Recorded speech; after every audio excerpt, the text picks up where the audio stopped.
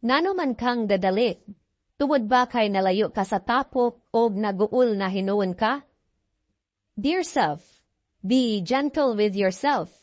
You're slowly growing into the person you've always wanted to become. If you pushed yourself too much, just because you envied other people's success, basin hinuon og madisgrasya ta. Mas musamot na hinuan tag kadugay imbis nga dadali. Dear Self is a book that can help you heal. And hopefully kaning short inspirational quote nga akong i-share will be helpful sa atong growth. Dili lang sa imuha, sa kuha usab. Personal growth or development is a process.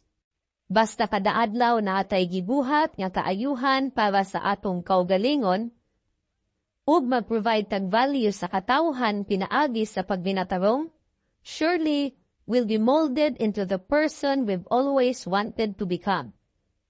Don't be too hard on yourself. Face your achievements in a way kaya sa imong kapasidad. Kung kani nga video nakahatag og kagaan sa imong dughan, please do give it a heart and share.